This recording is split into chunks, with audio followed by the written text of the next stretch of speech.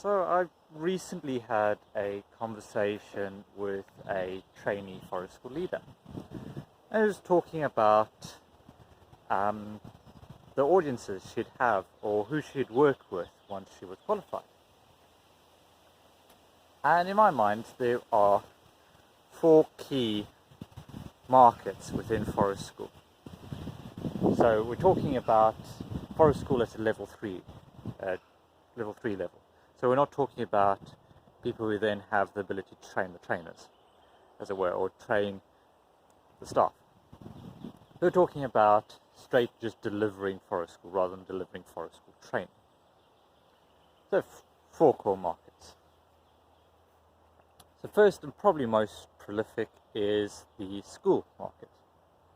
So that's either delivering in-house for a school or coming in as a freelance instructor and delivering sessions for a school. Now, there are disadvantages and advantages to all of these. For schools, the pay is pretty decent. It's relatively regular. You do have a few breaks for summer holidays and stuff, but it's not too bad. You can charge a decent amount. Problem is, you will probably end up making sacrifices and compromises along the way. You won't be able to deliver for a school exactly as you like more often than not. You'll either have more children than you expect, like you'd be expected to take out a full class for a school with just, say, 2 other people, and that just wouldn't be the ratios. Ratios just wouldn't be right to do anything meaningful. Or you might be asked to curriculum link, or any number of other bureaucratic things. And that's a big reason why I don't have anything to do with schools at the moment. Yeah, I got tired of that. So, advantages: steady work, good money. You can often get them to pay for equipment and so on, so startup costs are relatively low. They sometimes also have their own insurance, so that's another cost that you don't need to worry about. There are a number of advantages, but the disadvantages are clear. It's a bit of a bureaucratic nightmare, and sometimes you just have to deal with hyped up school children. But I firmly believe that this is where forest school has the greatest opportunity to deliver change. It's within the school system. Forest school really is the antidote to the school system as it is.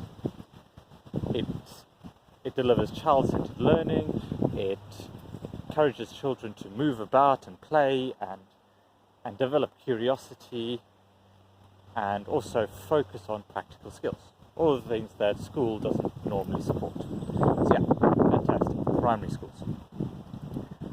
You likely won't get into very many secondary schools, and it'll generally be the younger children as well. So that's the first market, primary schools. Then, the second one is toddler groups. So the really young children, the preschool age, kindergarten age, you can actually develop a good private forest school catering for those, that age range. So you typically be working with very young children. And it's great because it's outdoor play. Parents usually get it. Parents are eager to find something to do. Session. It's pretty decent. There are opportunities. You can set out on your own and be your own boss. You just need a venue, and chances are there's a big enough segment of the population to be able to earn a living. The main disadvantages are you have fluctuations in income, often unless you have already built a good customer base, and it's also hard to charge particularly much because you're basically competing with every other early years provision out there. And there's a lot out there, from soft play to crashes to all sorts. So you compete a bit for that, and you are going to be working with very young children. So if your thing is tools and fires and everything else, probably not your market. And I'll say, it's not exactly mine. There's people who love it, and more power to them. It's fantastic. As I said, you get to be your own boss. You get to develop things you want to. So that's definitely a good way to get started, and probably one of the best ways to get started as a private for freelance forest school business. As I said, it's a pretty good segment of the population. It's when, as soon as children disappear into schools, that you, at that age, that you start struggling to recruit, because they're away at school most of the week. So, which leads us into the third market, which is home educated families, as the one that I work with most of the time. The advantage is they are generally quite happy to come out during the week. And as there are 5 weekdays and only 2 weekends, I'd rather work during those weekdays and then have the weekends off when everyone else is off, and I can go and be social and have time with my family and everything else. It's quite nice. Yep, homemade families are lovely. The children are generally a bit more of a handful, but in a good way. They're independent, free thinking, and for people who are from a teaching background, that may come as a bit of a surprise, maybe a struggle to deal with.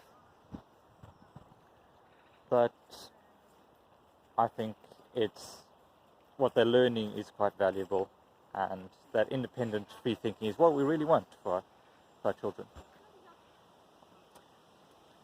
So, yeah, fantastic. The other big drawback is income will fluctuate up and down because you are focusing on a smaller market. Because first of all, home-ed families, while it's a growing market and there are more home-eding families out there than ever before, it is still a very small subset of the population. And you go make it even smaller by concentrating on home-made families that would like to have outdoor activities for their children.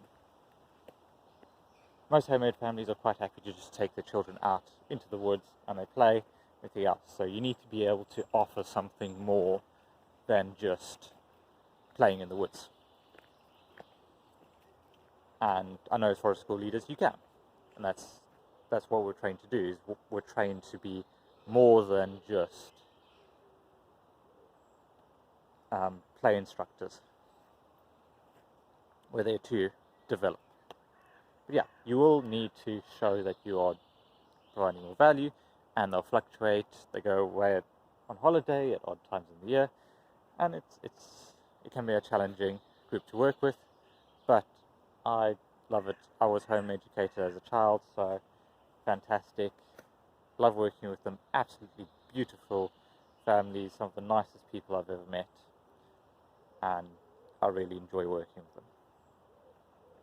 As I said, there are advantages and drawbacks to either. Which brings us up to fourth group. Now that is families during the weekends. So, as I just said, with home educated families, they're quite happy to come out during the week. And if you want to work during the week, unless you're going to target those specific times during school holidays at work, run yourself ragged, running full-on sessions every time school holidays come around, you're going to be limited by the number of children you can have in a session during the week. Unless you focus on those families and you give up a bit of your weekend and run family forest school sessions or drop-off sessions during the weekends, which is definitely doable, but it does require that sacrifice. And of course, you then only have 2 days a week to make an income. And I mean, it's great if you're doing it as a kind of side hustle or alongside. I know a forest school leader who makes a very decent income doing forest school birthday parties, and there's definitely a market for that. And you can charge pretty well. But yeah, you've got to decide whether it's worth giving up your weekends. If you create a side hustle to then transition from your main job as you're building a customer base and building your skills, yeah, it's pretty good. If you're willing to work hard and make sacrifices now, chances are it will pay off further down the road. So there we go. 4 key markets. You have your school children and your schools. You have toddler groups and early years. You have home ed, and you have family weekend groups. Now there are other sub-segments of all of those. You could argue there's several more. You could talk about special needs children. You could talk about running forest school sessions for adults or well-being and therapy, but just straight forest school, 4 main audiences, 4 main markets. So you've really got to decide, I think, which one is your main audience and which one you're trying to cater your message towards. Because your marketing's got to align. It's got to sit right. You've got to be focused with marketing. You've got to decide your segment, your ideal customer, and then market towards that to be really successful. Yeah, I hope that's proven a little bit helpful. Let me know if you have any more thoughts on that or other markets that are yet untapped.